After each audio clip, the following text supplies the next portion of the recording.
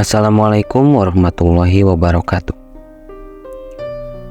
Hari ini kita akan bercerita tentang pengalaman dari Rizky, seorang pegawai bangunan yang mengalami kejadian cukup menyeramkan saat merenovasi rumah pamannya.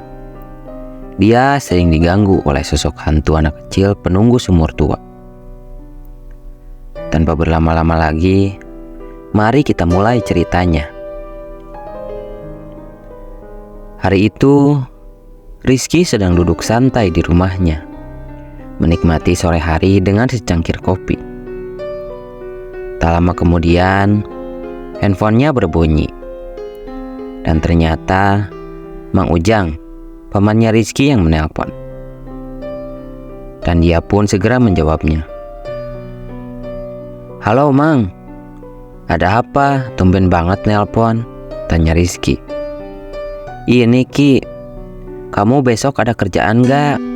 Kalau nggak, bantuin renovasi rumah Mamang di sini," ucap Mang Ujang. "Bisa Mang, kebetulan saya belum ada kerjaan nih," ucap Rizky ke Mang Ujang. "Oke deh, besok pagi kamu kesini ya Ki." "Ya siap Mang." Besok paginya, Rizky menyiapkan peralatan kerjanya dan bergegas menuju rumah Mang Ujang. Setelah sampai di sana, Rizky mulai menyiapkan peralatan kerjanya.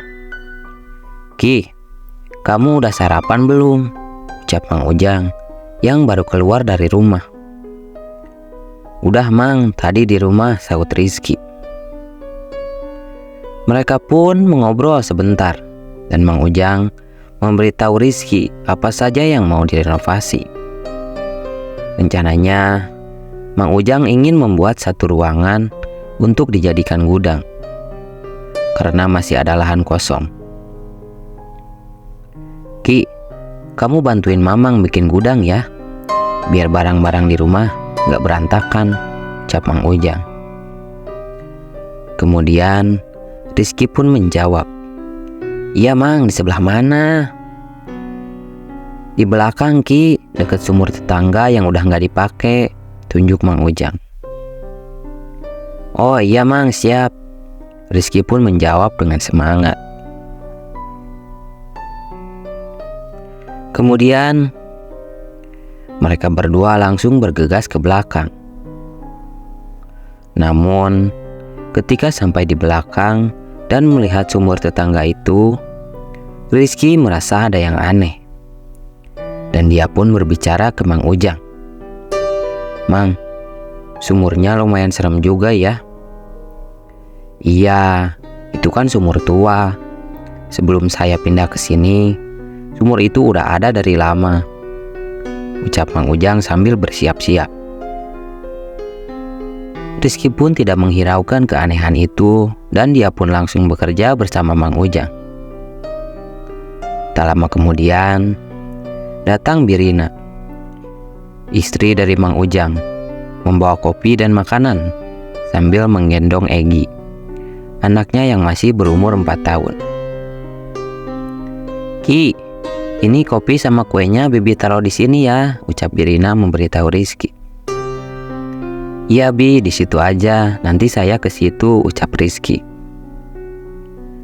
Rizky dan Mang Ujang bekerja sambil ngobrol dan sesekali tertawa karena memang mereka beberapa kali bekerja bersama. Di dekat mereka ada Egi, anak Mang Ujang yang sedang bermain mobil-mobilan. Saat itu, Ujang ingin buang air kecil. "Mang, saya ke toilet dulu ya, mau pipis," ucap Rizky. "Iya boleh, Mamang juga mau ke material dulu beli paku." "Iya Mang, silahkan," ucap mereka berdua. Setelah kembali dari toilet, Mang Ujang sudah berangkat dan Rizky melihat Egi, anaknya Mang Ujang, sedang bermain mobil-mobilan di dekat sumur tua itu. "Egi, sini, jangan di situ mainnya," ucap Rizky. Namun Egi tidak menjawab. Anak itu hanya fokus pada mobil-mobilannya. Karena masih dalam pengawasannya, Rizky membiarkan Egy bermain di sana. Gak apa-apa deh, daripada nangis nanti berabe lagi, ucap Rizky dalam hati. Kemudian dia fokus melanjutkan pekerjaannya. Dia sesekali melihat Egy yang masih bermain di dekat sumur itu. Kemudian Rizky ke depan sebentar untuk mengambil barang yang tertinggal di motornya. Saat itu kebetulan Mang Ujang pun pulang bersama Birina dan Egy yang duduk di depan ikut bersamanya. Rizky pun heran kenapa Egy bisa ikut sama Mang Ujang, padahal barusan dia berada di belakang bersamanya. Mang, kok Egy bisa ikut sama Mamang sih? Barusan kan dia sama saya di belakang main mobil-mobilan. Di belakang gimana? Orang dia ikut sama saya dari tadi kok, jawab Mang Ujang. Kamu halusinasi kali Ki, kecapean. Udah istirahat dulu aja, ucap Birina. Tak lama kemudian, Rizky pun beristirahat sebentar sambil minum segelas air untuk menenangkan pikirannya yang masih terkejut. Lalu dia melanjutkan pekerjaannya di belakang bersama Mang Ujang. Hari pun sudah sore. Rizky pun pamit pulang ke Mang Ujang.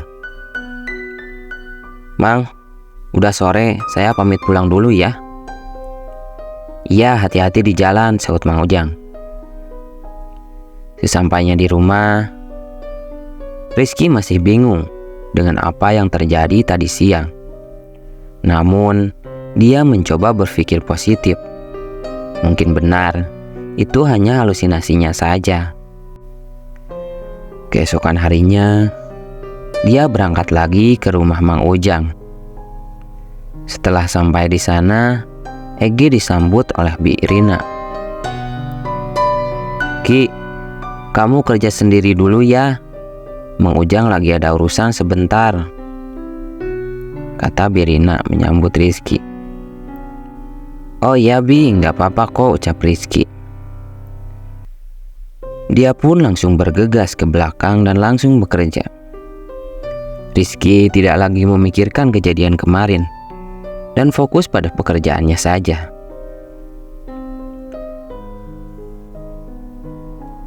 Saat itu, dia merasa haus.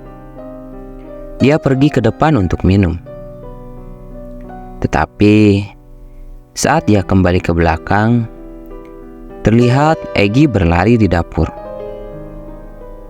Egy, jangan lari-lari nanti jatuh, ucap Rizky. Namun, saat dilihat, tidak ada siapa-siapa di sana. Saat Rizky berbalik, dia terkejut melihat Egy sudah ada di belakangnya.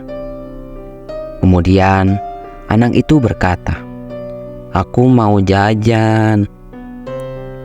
Dalam keadaan kaget, Rizky pun mulai menjawab, "Iya boleh, sama mama aja ya." Kemudian, Rizky memanggil Birina beberapa kali, namun dia tidak menjawab. Akhirnya, Rizky terpaksa membawa Egy jajan ke warung terdekat. Namun, keanehan masih terjadi lagi. Saat Rizky menuntun Egy, tangannya terasa sangat dingin. "Egy, kamu sakit ya?" ucap Rizky. "Enggak kok, aku sehat," balas Egy dengan datar. Setelah membeli jajanan, Egy ingin bermain di warung tersebut. Rizky pun membiarkannya. Namun, setelah sampai di rumah Mang Ujang, dia kembali terkejut melihat Egy dan Birina baru saja pulang. "Bibi kok bisa sama Egy sih?" tanya Rizky keheranan. "Iya, Dari tadi pagi Egi ikut sama Bibi ke rumah neneknya. Mendengar hal itu, Rizky merasa takut dan bertanya-tanya. Jadi, siapa yang aku tuntun tadi? Ucapnya dalam hati. Setelah itu, Rizky merasa merinding dan ketakutan. Dia segera membereskan pekerjaannya dan bergegas pulang karena merasa ada yang tidak beres di rumah pamannya tersebut.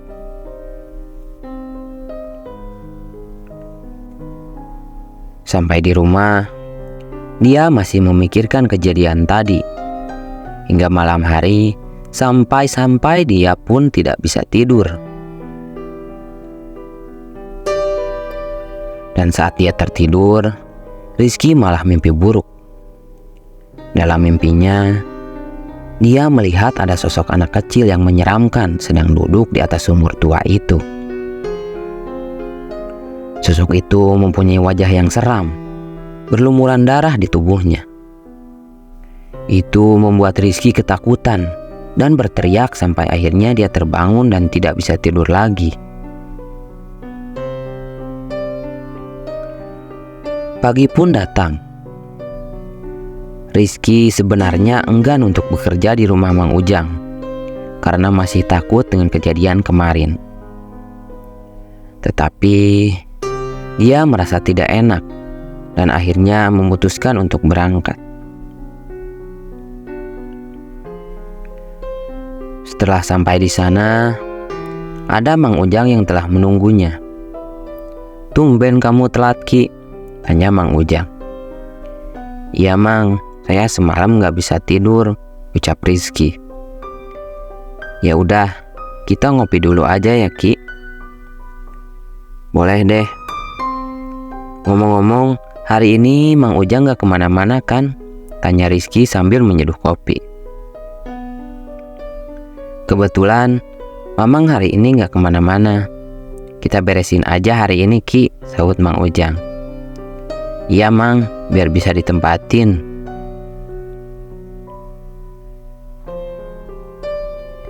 Setelah itu, mereka langsung bekerja karena hari sudah siang. Sambil bekerja, Rizky masih kepikiran tentang kejadian kemarin. "Kamu kenapa Ki, kok ngelamun terus?" tanya Mang Ujang yang heran. "Enggak Mang, saya cuma kurang tidur aja," ucap Rizky sambil terus bekerja.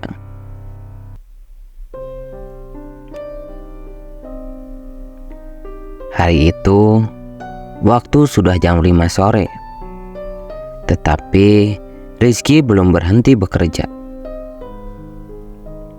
"Ki, udah besok lagi aja beresinnya, udah sore," kata Mang Ujang. "Nanggung Mang, sedikit lagi juga beres," jawab Rizky.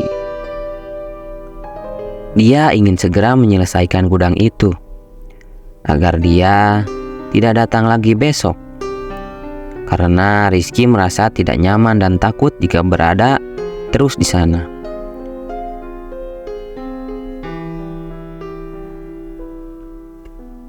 Waktu menunjukkan jam 6 sore. Akhirnya Rizky pun selesai dengan pekerjaannya.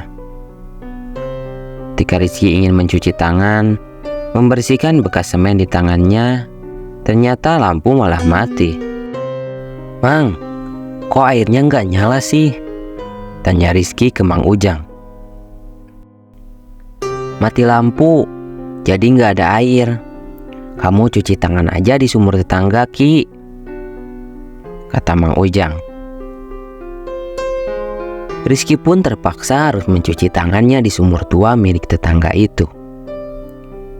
Sebenarnya dia takut, tapi mau bagaimana lagi? Hari sudah hampir gelap.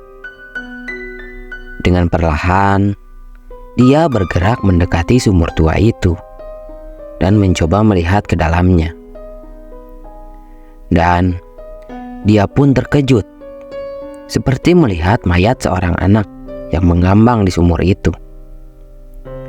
"Mang, sini Mang," Rizky mencoba memanggil Mang Ujang, tetapi tidak ada jawaban.